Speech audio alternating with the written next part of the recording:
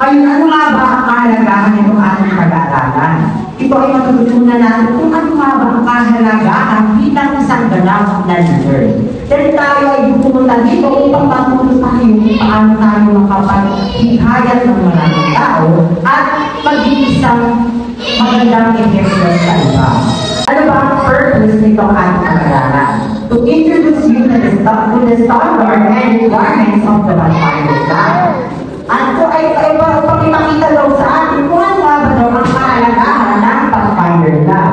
Objectives: to introduce basic procedures and policies relevant to the establishments and maintenance of the Pathfinder and Adventure Club to help improve the effectiveness of their club. To give a brief insight into leadership and the qualities required to be a Pathfinder and Adventure leader. Ano yung nakikita niya sa video? Araw na papuntang kanan. Ngayon, ang nakikita yung kulay. Iba-iba. Iba-iba ang kulay. Ngayon, bakit iba-iba? Sapagkat alam naman natin na ginawa tayo ng Panginoon ng iba-iba. May mga unique skills tayo at may mga unique na talento. Ngayon, bakit papunta sa kanan? Sabi dito, sa mga pag-aaral ka naman, kapag positive o maganda, papunta dito. Pero negative, pabawas, papunta sa kaliwa. Balikan. Ngayon, nakita natin papunta sa dito. So, ang ibig sabihin, nagdahan o positibo, maganda ang naging nangyari. At bakit iba-iba ang ulan? Dahil, kahit magkakaiba tayo ng pagkakagawa o pagkakaiba tayo ng practice, tayo ay nagkakaisa para sa Panginoon. Amen? Ano yung nakikita nyo? Bakit kayo nalilito kayo? Sa tingin mo, bakit? Dahil naramdaman natin na parang calling natin ng Panginoon, parang narinig natin ng Panginoon, uy, baka may kailangan ka gawin. May mission lang sa mundo ito. Ano kaya ang mission na yun? Sabi dito, it only takes a spark to get a fire related going. Kaya may makita pa na tayo sparks. At alam niyo ba na may mga sparks na tayo? Dahil tayo ay may obligasyon na nakita natin na parang willing na tayo na matuto at gawin ang gawain bilang isang Kristiyano. Ngayon, dahil may sparks na tayo nakita, ano ang susunod na gagawin? Papakalawin natin. Papainitin natin ang ating pananampalataya at papainitin natin na kailangan may mga matutunan pa tayo upang maging maganda ang gano'n ng ating pananampalataya. Ito yung mga consider bilang isang Christian. Meron tayong facilities at may mga children at ito may bibigyan staff, funds, resources, etc. Ito yung mga nilaman ng Pathfinder Club. First, speak to your conference, Pathfinder Director, to register your interest in starting a club. Ito yung pag magsisimula tayo ng isang Pathfinder Club. Pangalawa, meet with your area coordinator who will guide, assist, and support in getting a club started. Ito yung pag magsisimula pa ng tayong club, pero meron tayo dito ngayon. Taking for your church board who will authorize organization of the club and appoint director and deputy director. We start with the Pathfinder Club, meron tayo pang-apat, director, selector, executive officer, meron tayong treasurer, secretary, and chaplain. At at the Panglima Executive Committee with the recruitment and selection staff, create club constitution, plans early program, create budget, at club constitution document which outlines club name, adjective aim, club meetings, frequency and times, membership rules, attendance rules, disciplinary policy, uniform, subs, and fees, all rules, policies pertaining to your club. So, kailangan para meron tayong rules and regulation at meron din mga nangunguna. Ito yung main requirement for staff. Baptize is member of SDA Church, good example to pathfinders in their conduct and Christian commitment. At willing tayo na mag-commit the time required to prepare and attend pathfinder meetings and activities. Kailangan pala tayo ay may willing o kumbaga bukas sa loob natin na tayo ay matuto at pumunta dito at umaten upang malaman natin kung ano nga ba ang kahalagahan at ano pa ang magiging benepisyo nito para sa atin. Ito nga yung list of staff in the Pathfinder Club. Meron na tayo ngayon, pero para malaman natin, meron tayong director, deputy assistant director, secretary, treasurer, counselor, instructors, and team leadership training. Ito yung mga job description of a club director. Sa director sa job description, serves on the church board as Pathfinder representatives, responsible for the planning of the overall calendar of events for the club, organizes regular club meetings and events, resource person for the counselors and instructors who need assistance, responsible for communication with conference on a regular basis. Kumbaga siya talaga yung nakapagod ng mga mamuna sa lahat. At ang deputy director natin ay hindi ako. Secretary, ito ang job description ng secretary, responsible for record keeping including conference warrants and reporting, attendance, registration, and supply ordering. At ang ating secretary sa Pathfinder Club dito ay si Sister Jessa. At treasurer, responsible for club finances including income from dues, fundraising, outings, yung paglabas natin may mga outing, donation, uniform, payment, recording of expenditures, coordinating the church treasurer. Ito yung trabaho ng treasurer. At counselor, ang job description naman ng counselor ay leads unit of 4 to 8 or more boys, girls, closest contact with kids and parents, works with unit throughout the final program of events, prepares unit for investiture, develops friendship and understanding with unit members. At ang counselor naman natin ay si Sister Emily.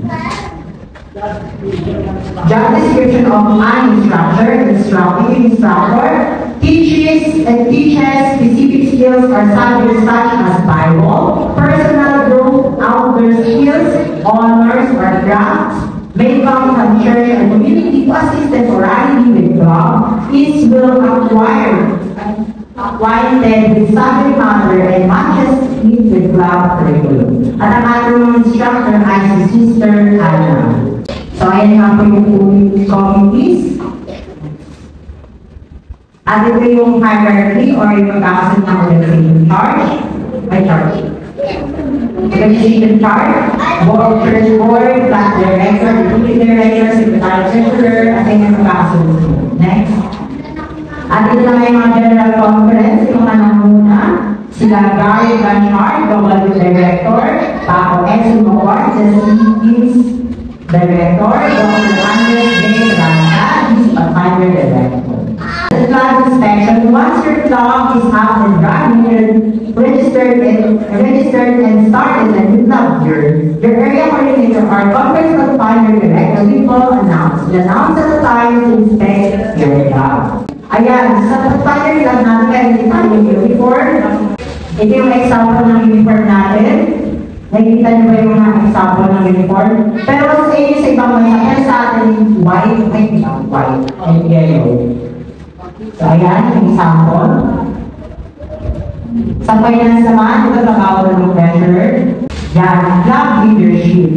Sabi dito, leadership is influence. Pag ikaw pala ay leader, malakas ang pag-influence mo. Pero kung narinig ako na kapag leader ka daw, kailangan makontrol yung members mo. Pero mali pala yun, hindi pala kailangan control. Kundi, kailangan i-motivate mo sila.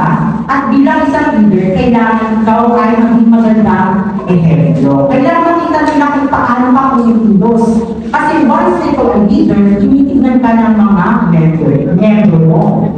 Sabi nila ni John C. Maxwell, leadership means you have people who follow you, otherwise you're just out taking a walk. A leader is a person with a magnet in his heart and a compass in his head. Kailangan talaga is makonect tayo sa mga miyembro natin.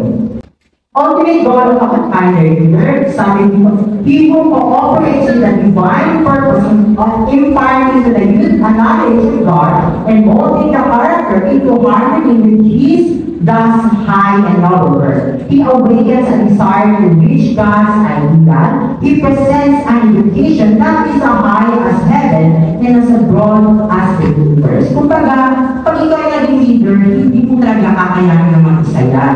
Kailangan mo rin mag-connect sa taas, sa Panginoon. Sapagkat, bibigyan ka niya ng knowledge o wisdom para mas malaman mo kung paano susunggaban ng mga plano o susunggaban ng mga misyon.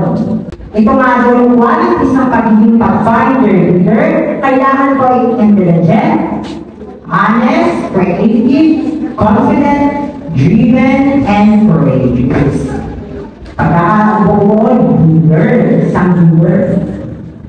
Why do you want to be a pathfinder mentor or leader? Meron tayong vision at meron tayong mission. Pag tayo naging leader, nakikita natin yung ano yung dapat natin gagawin at ano nga ba yung mission, paano natin ito makakayanan. At ito, pag ikaw pala leader, kailangan ay centered of Christ. Ang Panginoon ay nasa puso mo, siya ang nasa gitna ng iyong pag-isip. Love children, kailangan ay magmamahal tayo sa mga kabataan, able to master emotions. Mahirap ito, pero makakaya natin ito kung tayo ay magtutulungan at magkakisa. At kailangan din natin ng connection. Dahil hindi natin mabago ang ating characteristic pag hindi tayo nagkakaroon ng connection sa bawat isa.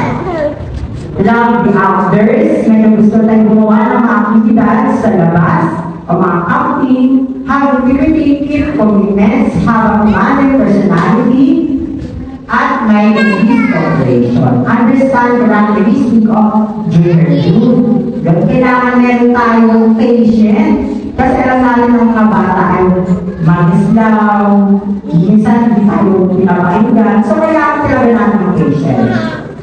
At meron silang able to delegate responsibility and authority, creative and resourceful, maintenance pleasant, master diversified skills, organized now and optimistic and enthusiastic, masigasig at have a sense of humor. Kailangan hindi ka lagi seryoso. Kailangan may sense of humor natin. So ito yung leadership styles, yung tinuro na sa atin ng pastor, yung out-of-text decision, yung nag-develop na yung age natin at personality natin. So nalaman na natin na nakasalang tinuro tayo ng pastor. Yung Christian leader is a spiritual person. A spiritual leader makes Jesus his, only as a leader becomes a spiritual worker, can be for leadership believer, spiritual impact, so important to success. Kung ikaw talaga yung nag-leader, kailangan nakikita sa atin si Kristo. Kung nakikita sa atin yung kabutihan at pagiging kindness. When a leader is too busy to spend time with God and His Word every day, she is a busier than heaven, even intended very. A true Christian leader, let every man be quick to listen but slow to use his tongue and slow to use his temper. So yun yung pagkasabi ko kanina na kung ikaw ay isang leader or true Christian leader, kailangan mas ginagamit mo ang pakikinig. Kaysa sa pagpapagsalita, kailangan natin kontrolin yung mga nilalabas natin sapagkat mabilis masaktan ang karamihan at hinahin mo na. Not to pretend to be murder machines run by another man's mind, the servant of the Lord says, God has given us ability. Binibigyan daw tayo ng Panginoon ng kakalahan to think and to act, mag-isip at kumilos. And it is by acting with carefulness, looking to Him for wisdom, that you will become capable of bearing burdens. A leader must be making promises. He cannot fulfill is a faithful. Every leader must be careful to guard against. So kailangan tayo ay maging careful sa mga ginagawa natin at sa mga decision natin. A leader must not be afraid to admit. Kailangan leader hindi na tayo matatakot na mag-admit sa mga bagay. We all make mistakes in all kinds of ways. Nagkakamali din naman tayo, pero pag sa kamali na yun, tayo ay nalilito. A leader must give others a second chance. So ayun, bilang isang leader, kailangan marunong ka rin magbigay ng second chance. Kasi pag ang tao ay nagkamali, hindi naman tayo perfecto. Lahat tayo nagkamali. A true leader says, ang totoong leader ay nagsasabi na, let's go! Never say, you go, sige mo na ka na, hindi ka na leader. Kailangan, sige tara, punta na tayo. Kasi yung mga hindi ako nakikita tayo sa school. Siya yung leader, sige mo na kayo. I think 5 recommended leadership traits. Face challenges, hinahanap yung mga challenge, build trust, be authentic, earn respect, be authentic, maging totoo, earn respect, kailangan ng respect ng iba, at stay curious.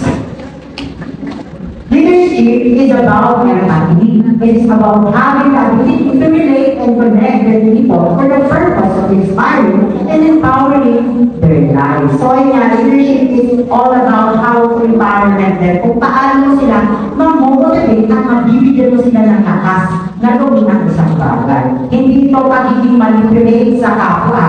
Hindi ito pagiging patungkol sa pag-control sa mga kasamahan mo. So ito yung verses for the Thunder leaders. Sa anumang bagay ay hindi kami nagbigay ng katisura upang hindi magpulaan ang gawin ng paglilingkod. Sa halip, sa lahat ng bagay ay ipinakilala namin ang aming sarili bilang tagapaglingkod ng Diyos. Ito ay maging sa maraming pagbabata, kabansahan, pangailangan at kaligtikan, maging sa pagharugit sa amin, pagkakabilanggo, kaalaman, pagtitiis, kabutihan, at maging sa pamamagitan ng banal na Espiritu at walang pakungaring pag-ibig. Ipinapakilala namin kami ay mga tagapaglingkod. Ipinapakilala namin na ito sa salita ng katotohanan, sa kapangyarihan ng Diyos, sa pamamagitan ng sandata ng katuwiran sa kanan at kaliwang kamay, maging sa kalanganan at walang karangalan, maging sa masamang unang lingkod, kahit sasabihin, hindi kami kilala, bagaman kilala. So, ayan, ito nga po yung verse for the Thunder leaders. 2 Corinthians 6:3-10. Ang hinahanap tulad dito ay si Jesus Christ. Kumbaga, ang kailangan natin makita ay si Jesus Christ. Makikita sa sarili natin. Sapagkat siya ang image natin. So, ayan, ang pagiging Thunder leader ay patungkol sa pagiging kindness. Pagiging mabuti sa kapwa. Sapagkat ang si Jesu Cristo ay nandito dito, kahit siya ay inuusin, siya pa rin ay naging mabuti sa kanyang kapwa. So, ano pong pagiging patungkol sa pagiging leader? Maraming salamat.